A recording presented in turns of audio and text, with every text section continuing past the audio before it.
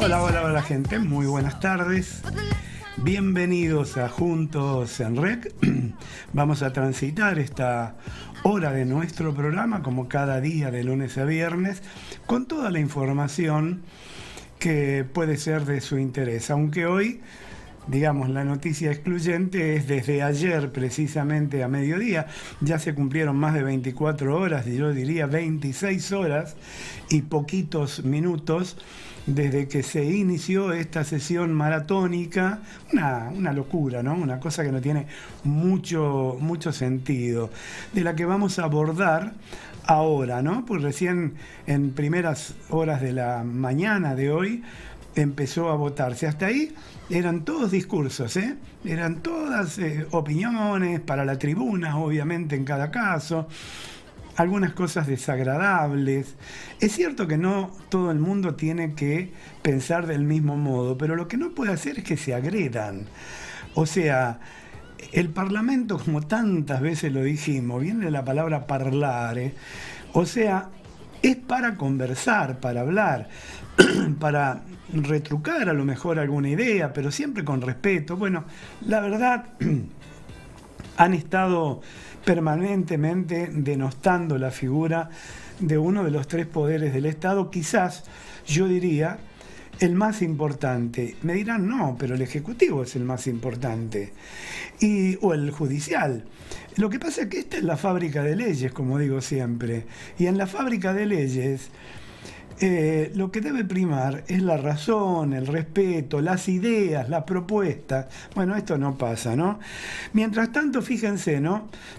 El Financial Times, el medio fundamental británico, que sirve como órgano de consulta de muchos inversores de todo el mundo, no solamente de Gran Bretaña, pone en la tapa la imagen de Karina Milei, la secretaria general de la presidencia, y titula La general política de Milei, y su protectora extrema. Es el perfil que para el Financial Times tiene y le dedica evidentemente a Karina Milei. La nota sobre la secretaria general de presidencia, como dije, encabezó la portada de la edición internacional del medio británico. Y bueno, después hace una serie de consideraciones y se le están haciendo justicia a su apodo.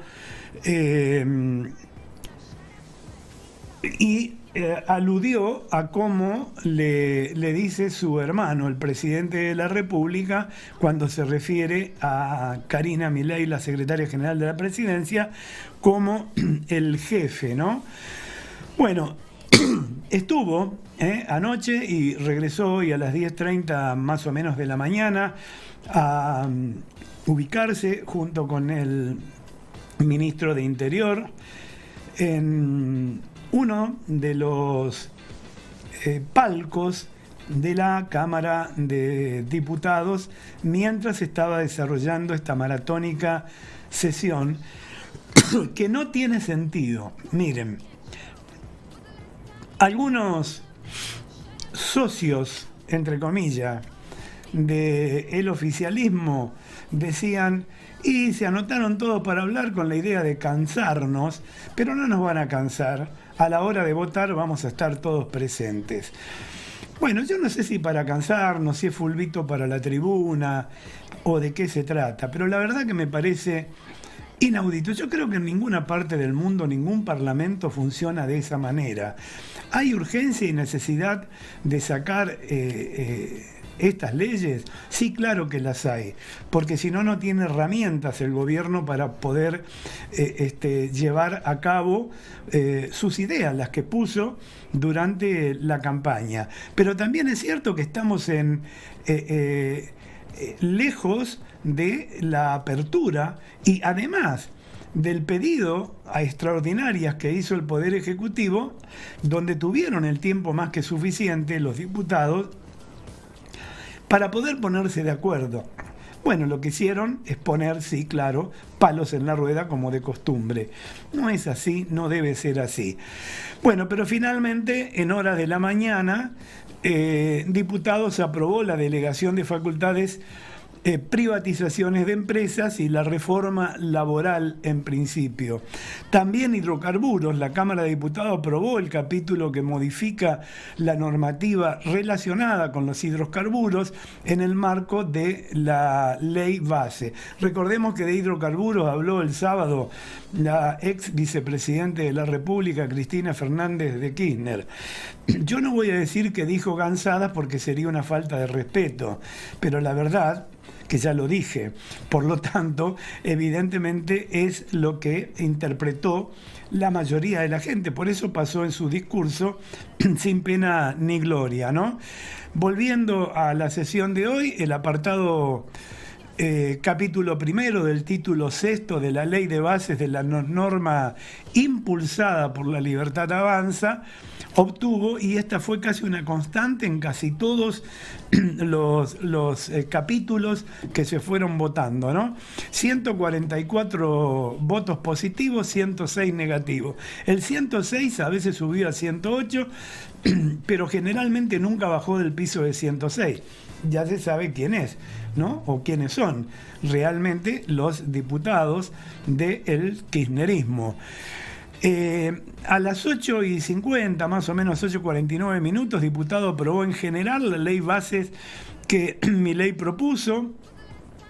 La Cámara de Diputados de la Nación aprobó, dándole media sanción esta mañana, las leyes de bases y puntos de partida en general. Y ahí fue, por ejemplo, por 142 votos afirmativos y siguen, ¿no?, los 106 negativos, pero en este caso hubieron 5 abstenciones. Yo la verdad lo de las abstenciones no lo justifico. Es como cuando se hace una encuesta y se dice no sabe, no contesta. La verdad, ¿cómo no sabes, no vas a contestar? Y además, a esos diputados que esas 5 abstenciones, ¿para qué le pagamos el sueldo? ¿A quiénes representan? Bueno, ya vamos a investigar, porque en honor a la verdad, pueden no estar de acuerdo con lo que se está tratando, pero déjenlo en plasmado, al menos en sus propios dichos. Pero bueno, a las 9, casi 10 menos cuarto más o menos, la Cámara de Diputados inició la votación en particular de la ley de bases y punto de partida. El artículo 3, el famoso artículo 3 del que tanto se habló, bueno, es el que genera duda entre los bloques dialoguistas. Ese artículo aborda las facultades de poder del Poder Ejecutivo Nacional y dice, y lo voy a citar textual, a disponer en relación con los órganos u organismos de la administración central o descentralizada, ya sea la modificación o eliminación de las competencias, las funciones o responsabilidades, o la reorganización, modificación o transformación de su estructura jurídica, y de alguna manera también la fusión o la escisión, ¿por qué no?, la disolución total o parcial o transferencia a las provincias o la ciudad autónoma de Buenos Aires. Es amplio lo que se le otorga al Poder Ejecutivo Nacional, por eso estaba reñido.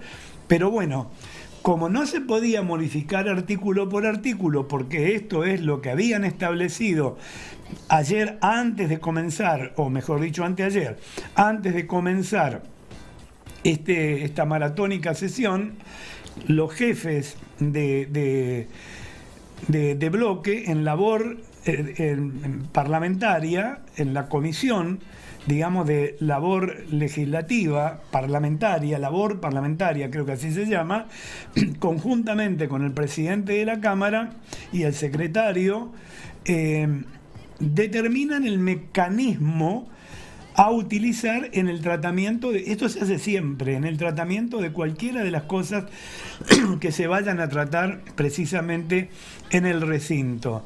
Y así se había acordado, vamos por capítulo, no por artículos, porque imagínense, si así están demorando, yo creo que la sesión va a llegar hasta esta noche, bien entradita la noche, igual de que no toque la madrugada del día miércoles como anticipábamos ayer, ¿no? Pero bueno, lo cierto es que la Cámara de Diputados aprobó hoy en la mañana a la declaración de emergencia pública, la delegación de facultades para que el presidente Javier Milei y la privatización de empresas públicas. Fue esto algunos minutos después de haber iniciado la votación en particular, tras haber aprobado, como dijimos antes, en general la ley de bases. Posteriormente se inició la votación general del paquete fiscal. Y ya casi sobre el mediodía, a las 11:42, 11:45 más o menos, diputados aprobó la reforma laboral, uno de los temas que eran bastante esperados también. La Cámara de Diputados aprobó la reforma laboral propuesta en el título de la Ley de Bases y Puntos de Partida. Se trata de un proyecto, a ver, ¿cómo puedo decirlo? Proyecto light. No, yo diría un proyecto suavizado, porque hay algunas cosas que sirven, pero de alguna manera ha sido como tratado entre algodones a este proyecto, ¿no? Y suavizado por los bloques dialoguistas que lleva el sello del diputado, como dijimos ayer, Miguel Ángel Pichetto, quien de alguna manera se oponía a algunos artículos, como aquel de la cuota que cada trabajador debe aportar compulsivamente, sea que esté o no afiliado, a cada uno de los sindicatos al que pertenece. Una barbaridad, ¿no? Ya lo explicamos ayer, no vale la pena ir sobre eso. Pero ¿por qué Pichetto toma esta actitud? Viejo zorro parlamentario, evidentemente, recordemos que fue senador, antes fue diputado, ahora vuelve a ser diputado, le puso un freno a la iniciativa ambiciosa que intentó plasmar de alguna manera incluso la Unión Cívica Radical, en este caso en particular, y sostuvo que el proyecto del Partido Centenario no iba a contar con los avales necesarios en el Senado de la Nación. Lo que Pichetto decía, vamos a estar 48 horas sesionando acá, para que esto después pase a senadores. En senadores no va a filtrar, no va a pasar, no está viendo acuerdos, no se están viendo los acuerdos, lo van a tirar para atrás y va a tener que volver a diputados. Nuevamente, incluso a la comisión pertinente del artículo y ahí va a estar dando vuelta. Entonces Pichetto, más viejo zorro, dijo, no, sobre esto me opongo.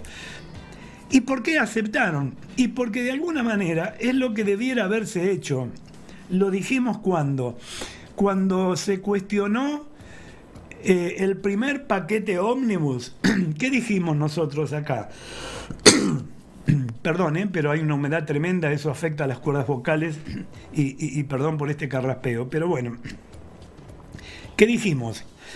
Dijimos que si bien es cierto que la ansiedad, la necesidad y la urgencia en la situación del país ameritaban de alguna manera que se produjera todo un shock de golpe para empezar a andar, ya que estábamos allá abajo del precipicio, pero el problema es que había demasiadas cosas.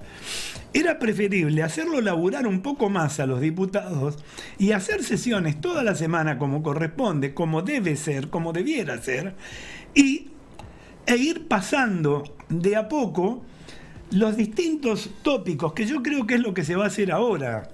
O sea, yo no creo que la Libertad Avanza haya renunciado a la modernización total que proponía y que le sirve al mercado y le sirve a los trabajadores, o sea, le sirve a las empresas y le sirve a los trabajadores. Es mentira lo que dicen los dirigentes gremiales,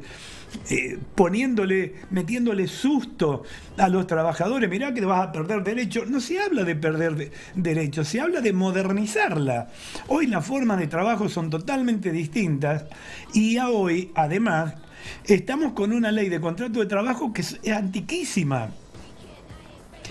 Se necesitan inversiones, se necesita generar fuentes de trabajo, se necesita que los 8 millones de trabajadores que están en negro se incorporen en blanco por su propio bien, cosa que nunca dijo la clase dirigente cegetista.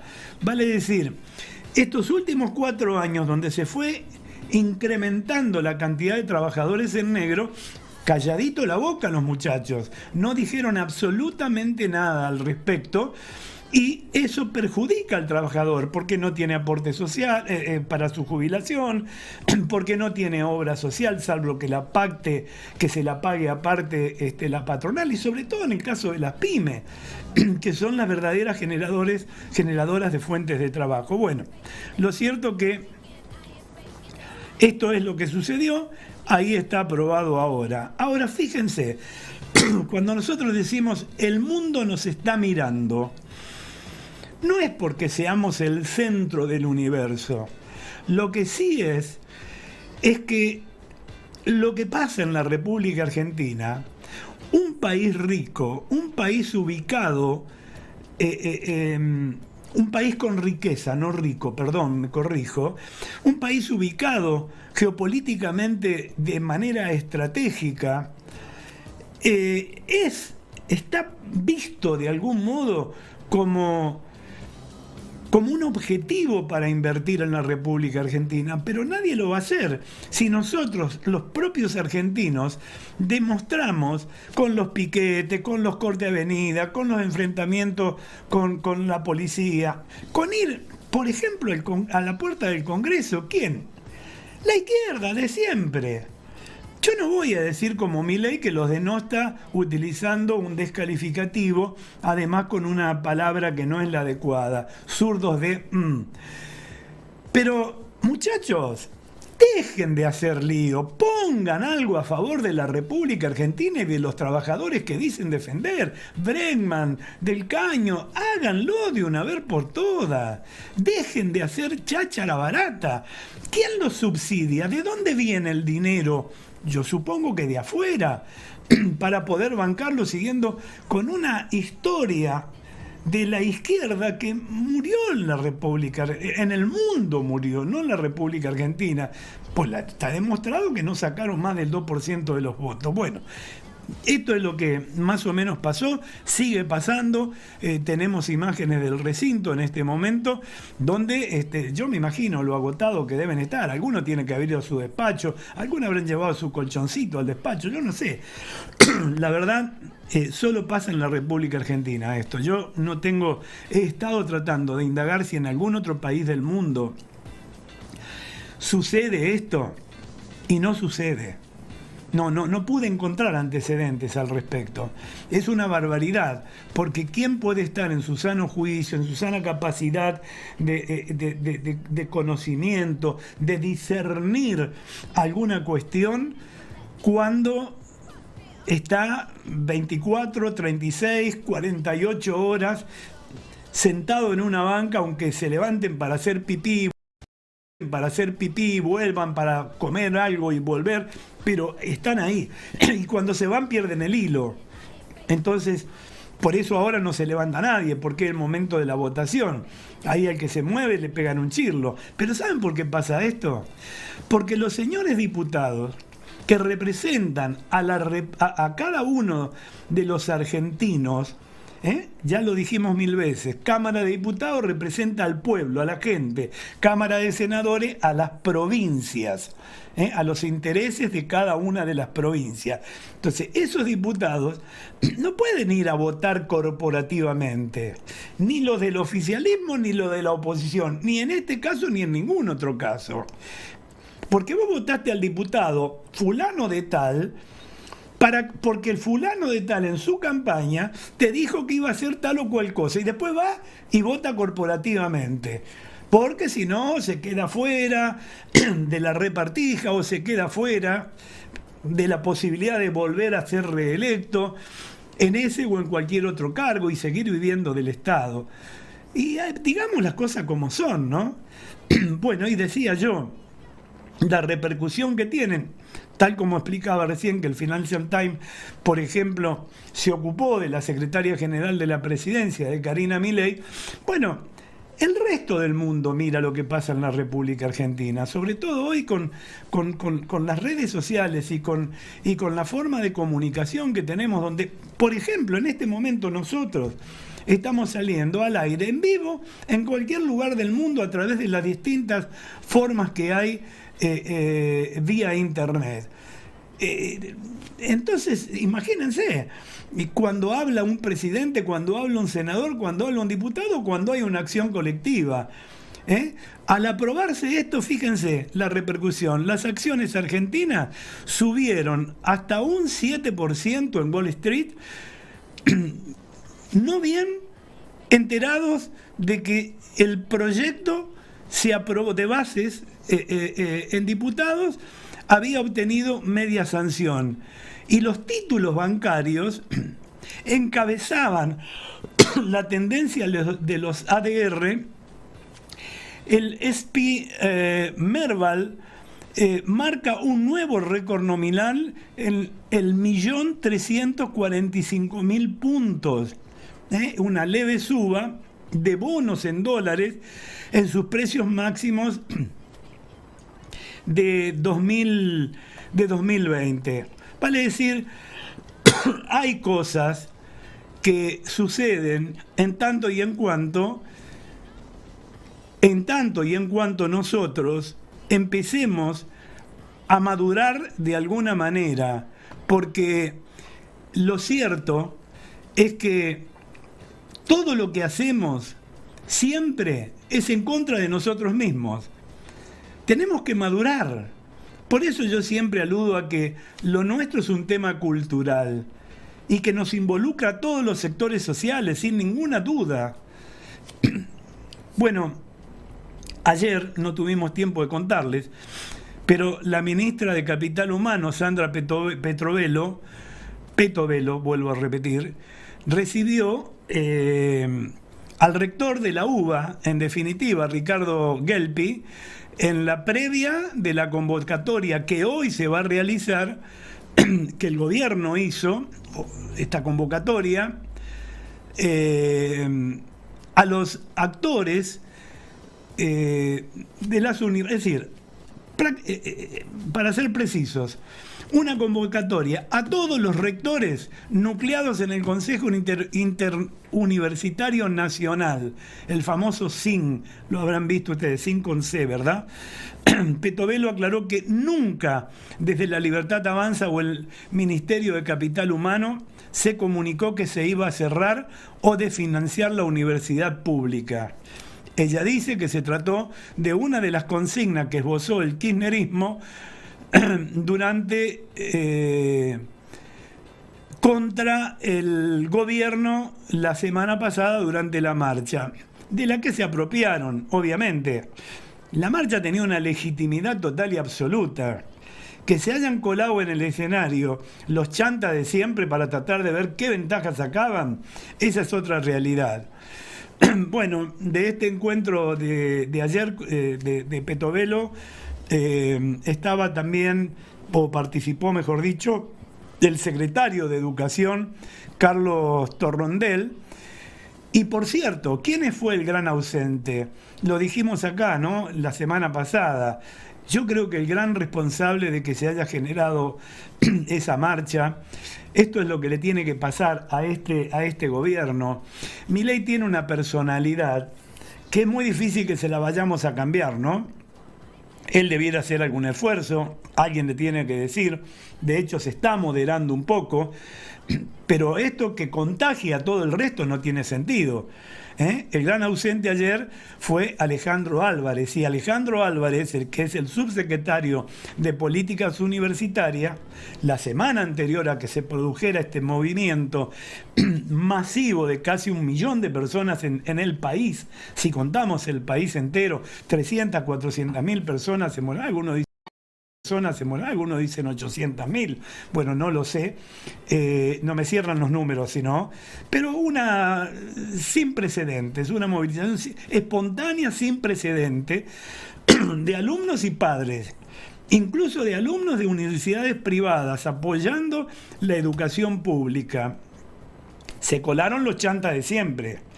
Los Baradel de la vida, los Romero, las madres de Plaza de Mayo, etcétera, etcétera, y prostituyeron o trataron de prostituir de alguna manera con su propia presencia el acto y tratar de atacar contra el gobierno. Bueno, no encontraron eco, porque cada vez que aludían a eso, encontraban una silbatina. Ahora, Alejandro Álvarez, fue el gran responsable. ¿Por qué? Porque esta junta que se va a hacer hoy, con todos los rectores a nivel nacional, se había hecho, no con todos, con gran parte de los rectores, precisamente en la Subsecretaría de Políticas Universitarias con Alejandro Álvarez.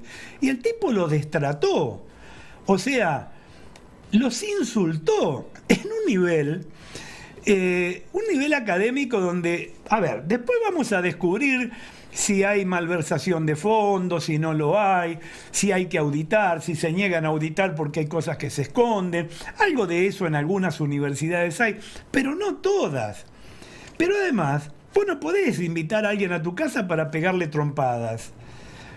O sea, va de suyo que le falta gimnasia política o que están subidos a un pony, ¿no? Evidentemente, los muchachos. Bueno, lo cierto es que Petovelo dijo que la educación para nosotros es fundamental, por eso el presidente adhirió al compromiso de Argentinos por la Educación. Cuando aún estaba en campaña, desde el gobierno apoyamos fuertemente a la educación pública, tanto de gestión estatal como privada, dijo Petovelo, pero lo que también buscamos es el uso eficiente de los recursos, por eso resguardamos el dinero del contribuyente para sostener la educación. Solo van a verse resultados óptimos si ese dinero es utilizado para garantizar la educación y no la política partidaria. Bueno, eso queda claro. ¿Cuántas veces hemos dicho en alusión a tantas cosas acá, no?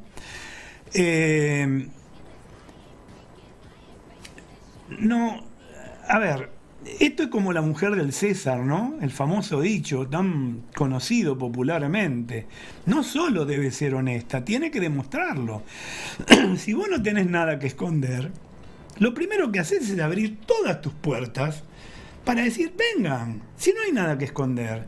Esto lo decíamos también con alusión a los juicios, 9 en principio, después fueron reduciéndose, que tenía Cristina Fernández de Kirchner, cuando en vez de hacer una defensa sabedora ella, tal como lo quería trasladar a sus seguidores y al pueblo entero, de su inocencia, debiera haber ido ella a patearle el escritorio al juez y decirle, acá estoy, yo no tengo nada que esconder, vamos, investíguenme. No, eludía chicanas de acá, como ahora, ¿no? Recursos de amparo, recursos de aquí, tratar de alguna manera apartar de la causa a algún fiscal, algún juez que no le servía o que veía que era medio difícil. O sea, todos aquellos artilugios que la justicia tiene para poder evadir. Cuando uno tiene esas actitudes, es claramente porque tiene cosas que esconder. Se está poniendo en evidencia. Claro, ¿qué utiliza? Hay una persecución política. Los juicios siguen. ¿Hay ahora una persecución política? No. Ahora, sus seguidores, la jefa dice que persecución, vamos a decir que persecución. No hubo persecución política. y estaba óptima, y sigue estando todavía hasta que tenga sentencia definitiva, para poder ser candidata a lo que fuera. No lo fue porque sabía que iba a pasar esto, que iba a perder. Lo que pasa es que, claro, nadie pensaba que iba a perder contra Milei. Todo el mundo pensaba que iba a perder contra Bullrich, ¿no? Otra cosa. Por eso ella atacaba a Bullrich. Y de a poquito, a Milei muy poquito. Bueno, lo cierto es que Petovelo dijo que la marcha universitaria no cambia en nada la relación ni el diálogo que venimos sosteniendo con los rectores, como ya manifestamos un día antes de que se había girado dos fondos y aún así se realizó la marcha política opositora, dijo Petovelo, que tampoco se calla, defiende lo suyo, ¿no? Bueno, lo cierto es que esta marcha federal que se hizo también me parece que sirvió para que se bajaran los decibeles y tanta arrogancia por parte del Poder Ejecutivo Nacional. Muchachos, no tan calvo como para que se le vean los sesos. El pueblo apoya la claridad, el pueblo sigue a hoy dándole un voto de confianza al presidente Milei, pero cuidado, ahora tienen que empezar a verse los resultados. Se habla de que la inflación de este mes que está terminando hoy día, el mes de abril, va a estar en un dígito. En el mejor de los casos, personalmente yo pienso que puede llegar a estar en un 9%, en un 8,7, 8,6%. Eso todavía es alto, porque vuelvo a repetir el mismo argumento. Si miramos los países de alrededor, nos vamos a dar cuenta que ellos, ese dígito de un 9, lo tienen en 3 años. Hay países que no alcanzan al 3% anual. Están por debajo de esto. Países latinoamericanos, no tenemos que irnos a Europa. Con lo cual, evidentemente, todavía estamos altos. Que hay que festejar, en realidad no tenemos nada para festejar.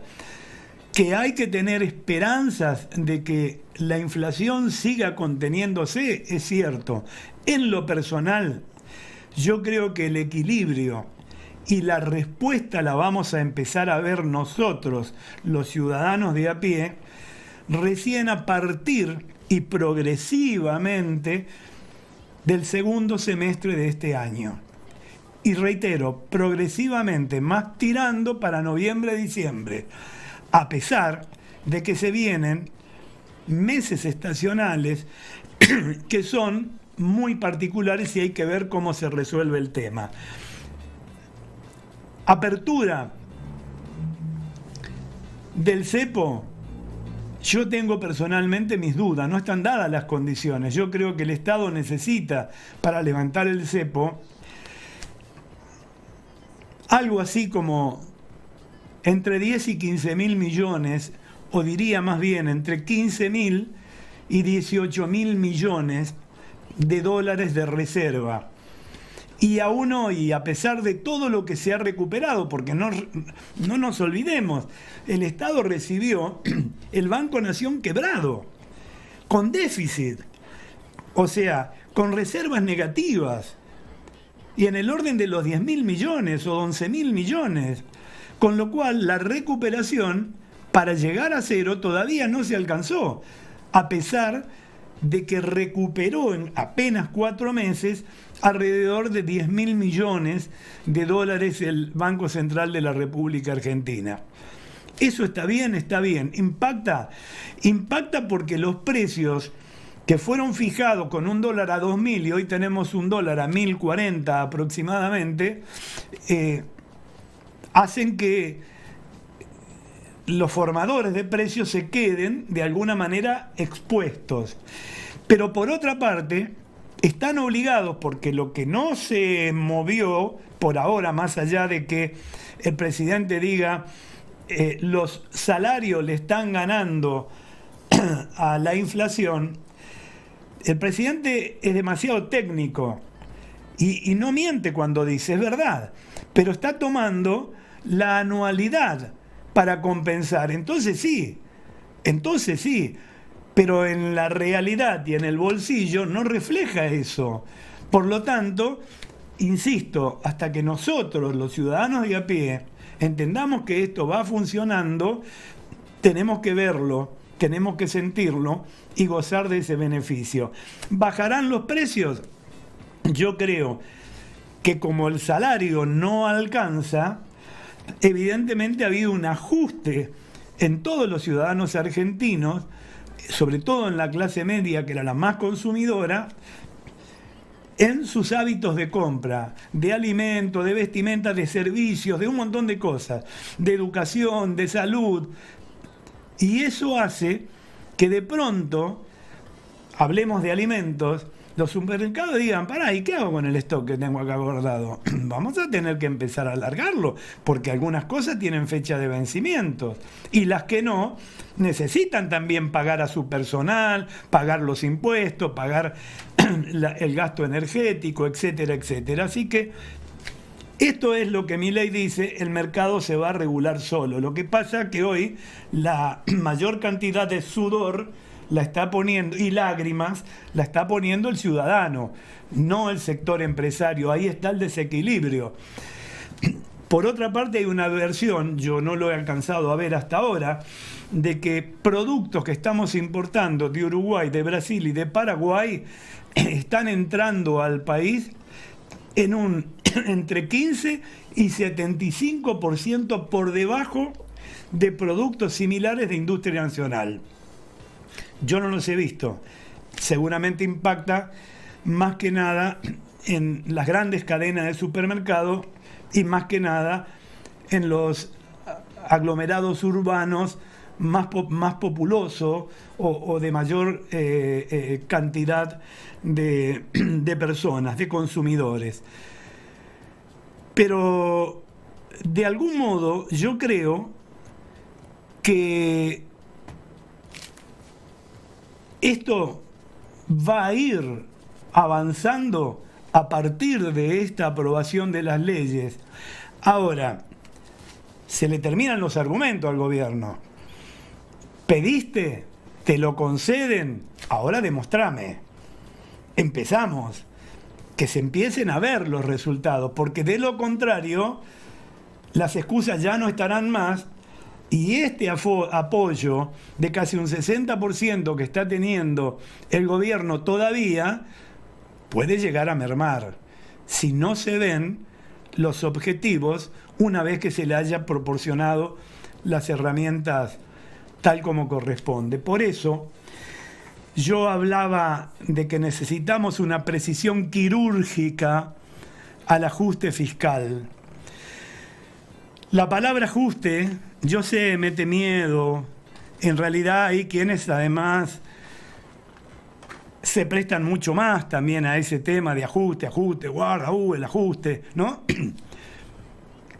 Ese es el miedo malintencionado que tratan de potenciar, como lo hizo Cristina el sábado, por ejemplo. Ahora, vos habrás escuchado muchas veces la palabra ajuste fiscal. Bien. ¿Y qué es el ajuste fiscal? Se conoce como ajuste fiscal a una medida o a un paquete de medidas destinadas a reducir el déficit fiscal de un Estado, de un gobierno.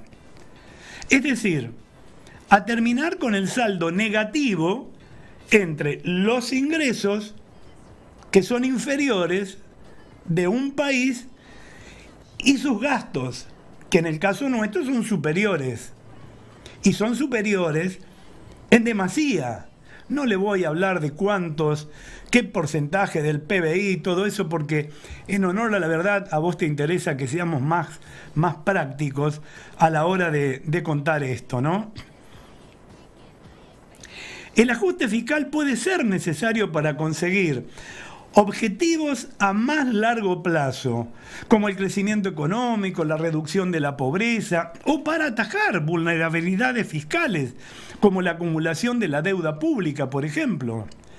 Para lograr un ajuste usualmente se busca la reducción nominal de las partidas o a partir de su caída real, es decir, cuando los gastos aumentan, pero lo hacen por debajo de la inflación.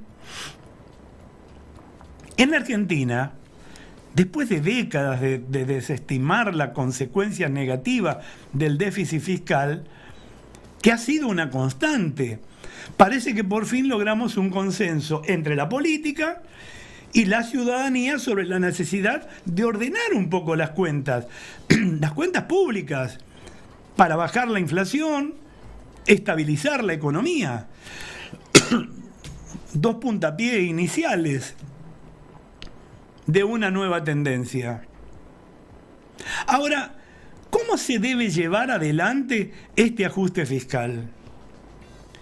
Como si usáramos un bisturí para hacerlo con eficiencia y minimizando el impacto social. Recapitulemos un poco. Miren, en los años 50, o mejor dicho, vamos de acá para atrás. En los últimos 50 años, Argentina registró un déficit fiscal promedio del 4% del PBI anual, que se financió con aumento de impuestos y deuda pública. Dos grandes daños. Cuando escaseó el financiamiento, o sea, cuando se nos terminó el crédito, los distintos gobiernos de estos últimos 50 años apelaron al uso de las reservas y de la emisión monetaria del Banco Central de la República Argentina.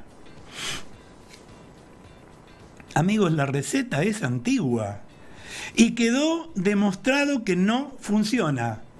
No funciona. Ahora bien, eliminar el déficit no es una tarea fácil. Requiere de un plan económico, pero también de consensos políticos, que es lo que se está buscando hoy, por ejemplo, en el Congreso de la Nación, en la Cámara de Diputados.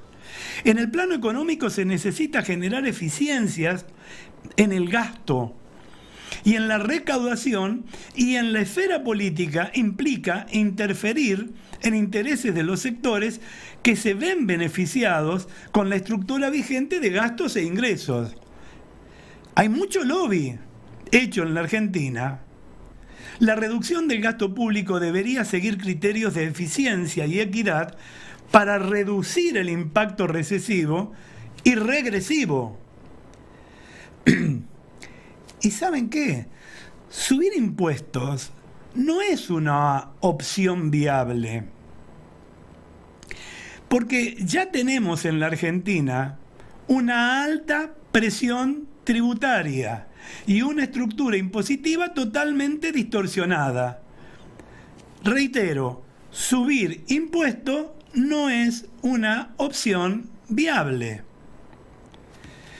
Según el Fondo Monetario Internacional, en el 2023 Argentina tenía una presión tributaria del 34% del PBI. ¿Saben qué? Era similar a la de Suiza, un 35% del PBI y casi el doble de América Latina, promedio, ¿no? 20% del PBI. Además, una de las principales fuentes de financiamiento del fisco es el impuesto país,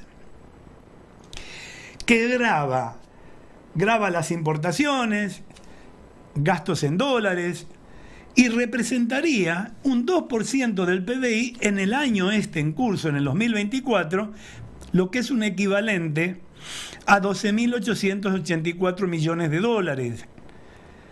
Este tributo no se puede sostener con el tiempo, dado que encarece los insumos y los bienes de capital necesarios para poder producir y competir. Por otra parte, por ende, para bajar este impuesto y mantener la estrategia de eliminar el déficit, se requiere un esfuerzo fiscal mayor. La clave no es cobrar más impuestos, sino efectivamente cobrarlos. Por eso Martín está ejemplificando, digo esto para los amigos que nos siguen a través de FM 107.3, billetes y un martillo que representa la justicia. Así hay mucha evasión. Y acá está, de nuevo, que es primero el huevo o la gallina, ¿no? ¿Somos evasores los argentinos porque los impuestos son muy altos?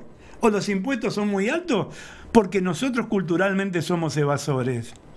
Bueno, habrá que desentrañar esto definitivamente. Insisto, la clave no es aumentar, es que todos paguen. Y Argentina tiene espacio para realizar esa tarea. Hay algunas partidas de gasto que representan casi un 5% del PBI que surgen principalmente de tributos que no se están cobrando, que tienen un impacto social relativamente bajo para la mayoría de la población. Por un lado tenemos los 29 fondos fiduciarios, que se llevan casi el 2% del PBI y que no están fiscalizados, que no están controlados y que se gasta indiscriminadamente. Ahí hay que echar manos.